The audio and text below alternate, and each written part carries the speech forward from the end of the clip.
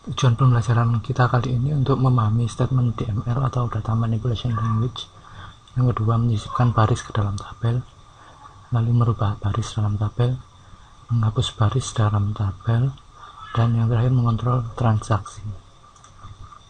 Oke, Data Manipulation Language atau disingkat DML adalah suatu statement yang dijalankan pada saat kita memerlukan penambahan baris baru atau operasi insert, modifikasi baris atau modify, lalu menghapus baris atau delete.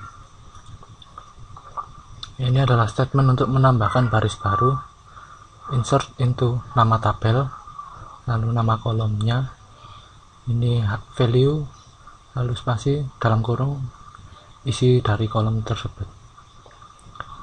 Nah, ini contohnya menyisipkan baris ke dalam tabel depth, insert into nama tabelnya depth, lalu nama kolomnya depth no, diname sama log, kemudian isi dari kolomnya 50, development, detrade. Untuk yang bertipe number tidak perlu memberikan tanda petik 1, lalu yang bertipe char kita perlu memberikan petik 1. Lalu ini untuk insert dengan nilai 0. Kolom yang tidak disebutkan dalam perintah insert into secara otomatis akan diisi dengan nilai 0. Oke, contohnya seperti ini. Insert into depth no, diname.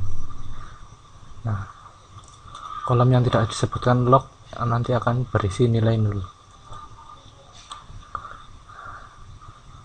Kalau tidak disebutkan kolom apa yang harus diisi, maka secara eksplisit harus diisi dengan nilai 0 seperti ini. Jadi kita tidak perlu menyebutkan kolom apa saja, langsung kita masukkan hasilnya.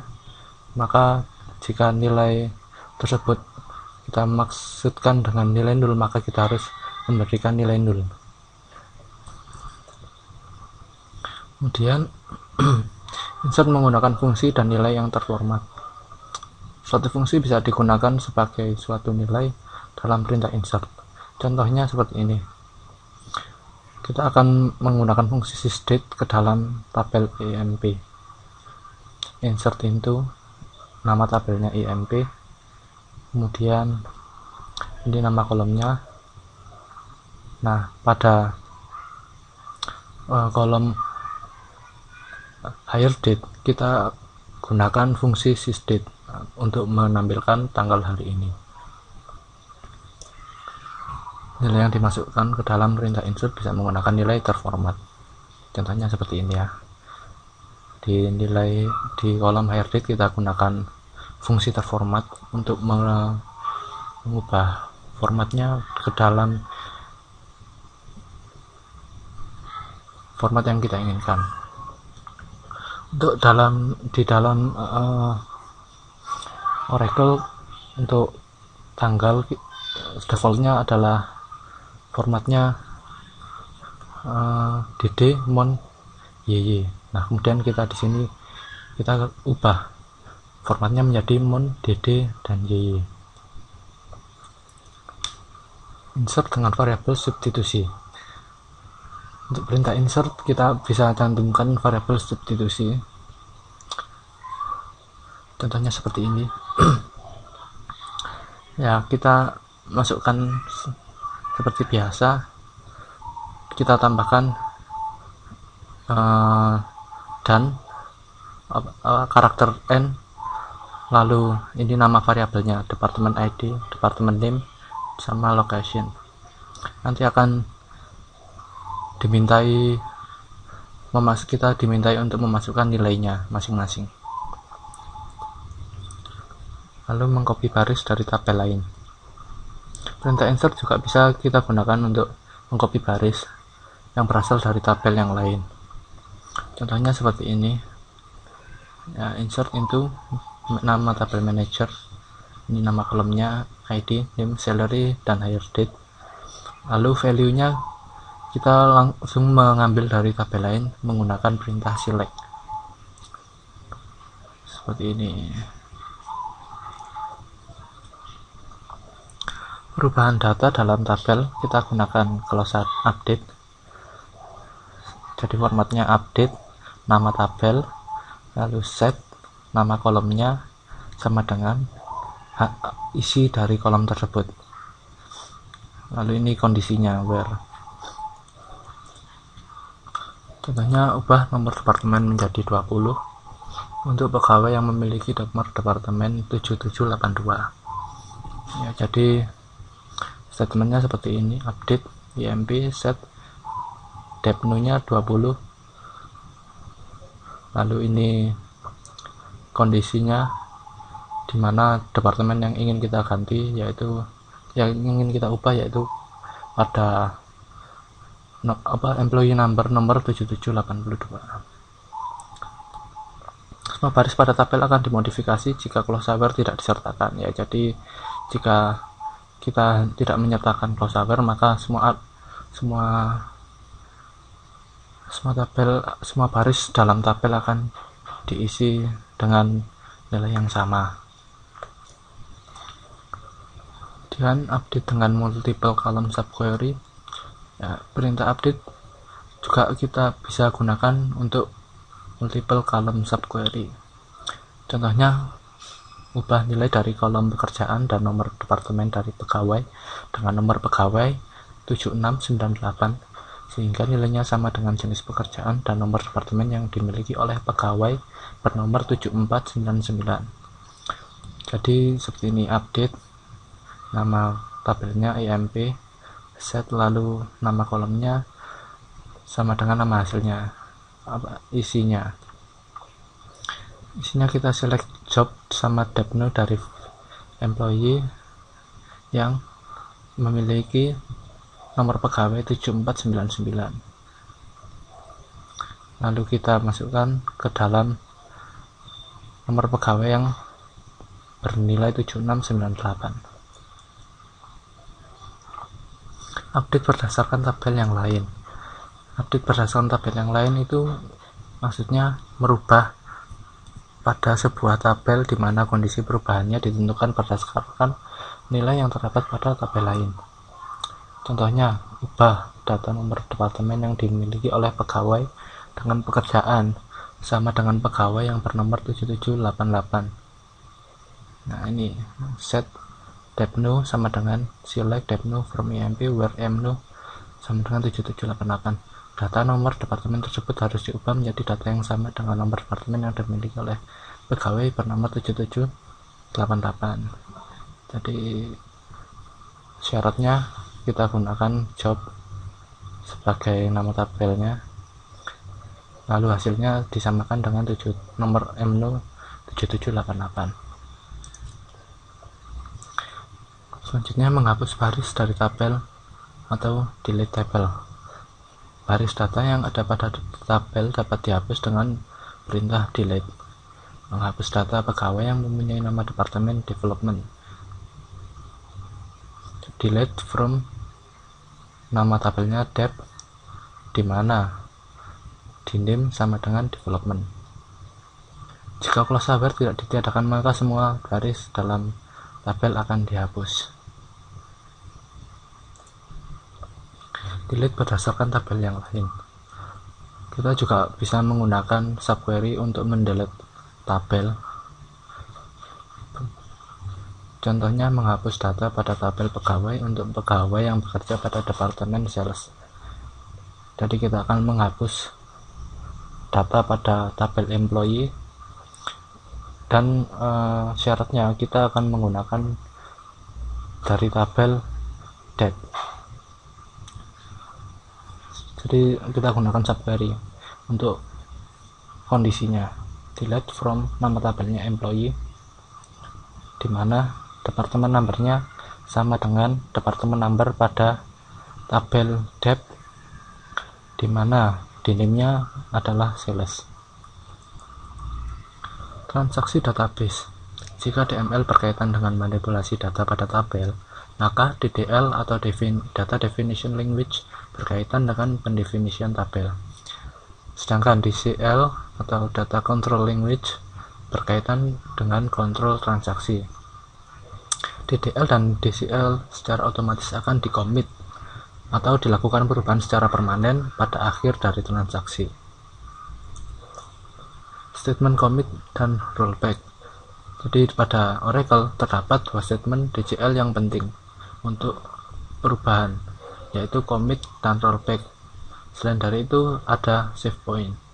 Jadi commit itu digunakan untuk memberi tanda perubahan secara permanen pada suatu data, sedangkan rollback digunakan untuk mengembalikan keadaan sesuai dengan titik yang ditandai dengan save point.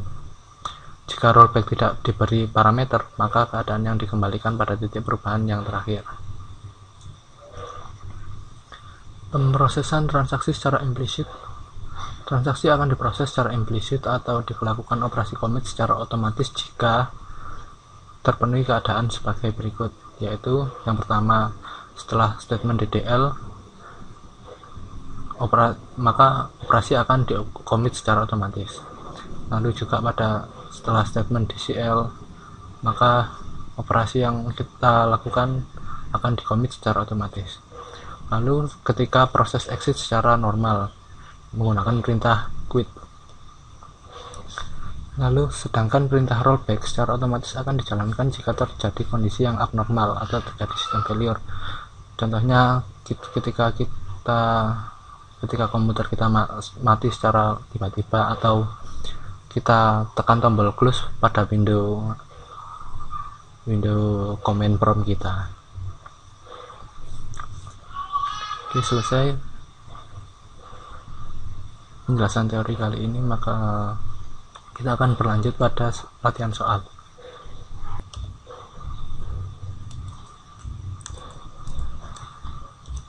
Oke.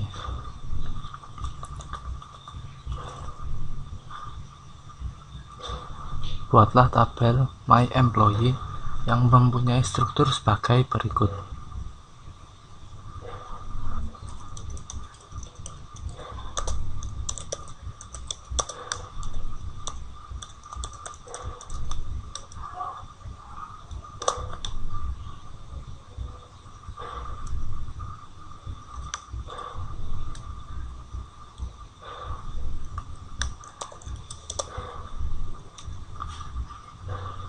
ID, tipe datanya number, kemudian not null.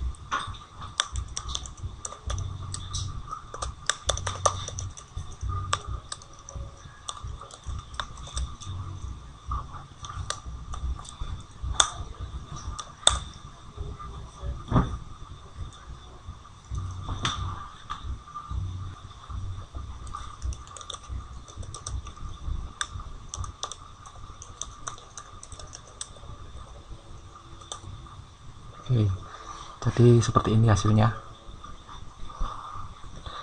Kita lanjut lagi nomor 2. Untuk kita tambahkan baris data berikut ke dalam tabel My Employee.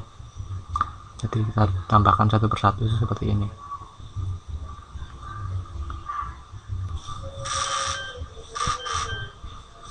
Oke, hasilnya seperti ini setelah kita insertkan satu-satu seperti ini.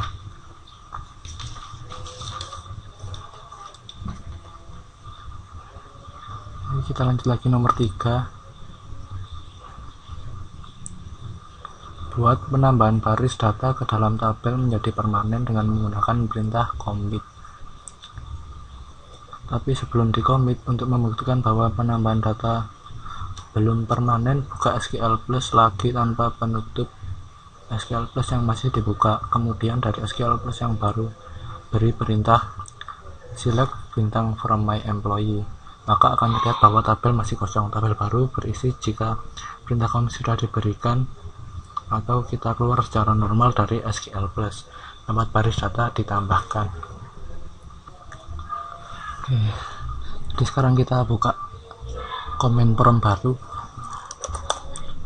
untuk membuktikan bahwa kita belum melakukan perintah commit.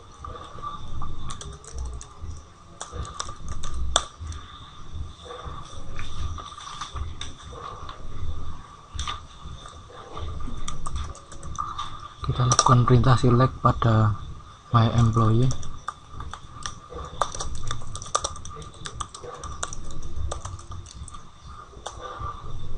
Nah, ini membuktikan bahwa perintah insert yang kita lakukan pada SQL Plus yang pertama belum di commit, jadi kita belum tabel my employee masih kosong. Sekarang kita lakukan commit untuk mengcommit hasilnya.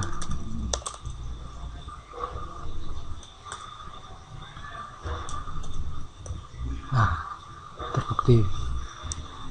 Oke, kita lanjut lagi nomor selanjutnya. Ubah nama akhir dari pegawai bernomor 3 menjadi Drexler. Nah, jadi komennya seperti ini: update my employee, set last name nya Drexler, ID pegawainya 3. Oke, sekarang kita lihat hasilnya.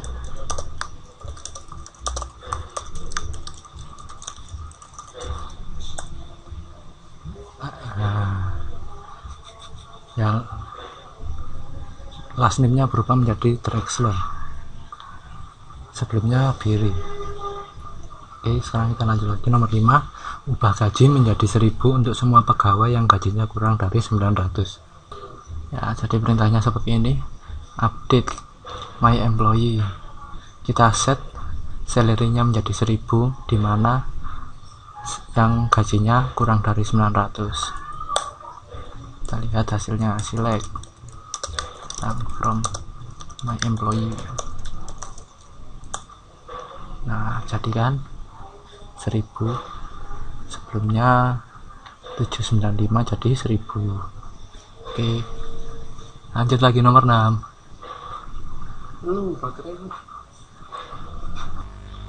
Ya, nomor 6, periksa perubahan yang dibuat pada soal nomor 4 dan 5. Kita lihat ya. Ya, hasilnya seperti tadi. Nah, ini kan sudah berubah semua. Nomor 3, nomor 4. Oke, sekarang lanjut nomor 7. Delete pegawai dengan nama Betty Dance. Kemudian periksa hasilnya. Komennya seperti ini, kita gunakan perintah delete from nama tabelnya my employee, di mana nama akhirnya Dance dan nama depannya Betty. Kita lihat hasilnya.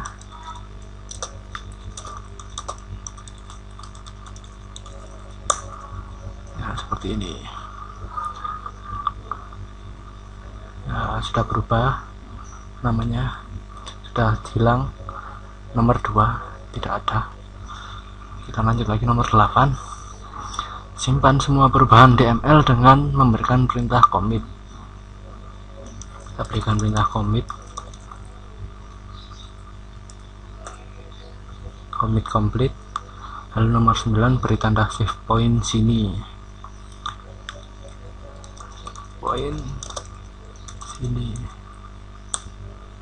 Poinnya sudah dibuat.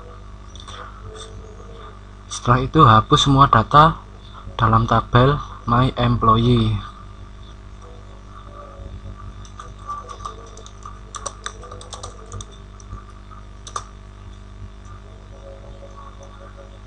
Delete tabel.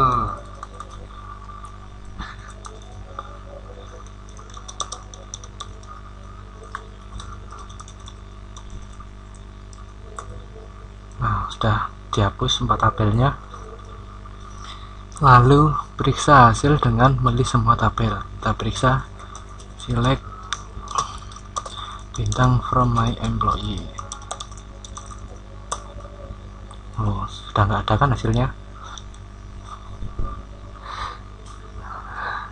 Lalu nomor 12, batalkan menghapuskan dengan memberikan perintah rollback sini. Kita coba rollback sini. Waduh, salah. Rollback complete. Kita coba lihat isi tabelnya masih ada atau tidak. Nah, kembali lagi kan seperti awal sebelum kita beri perintah save point. Oke, sampai di sini pertemuan manipulasi data. Kita bertemu pada pertemuan selanjutnya.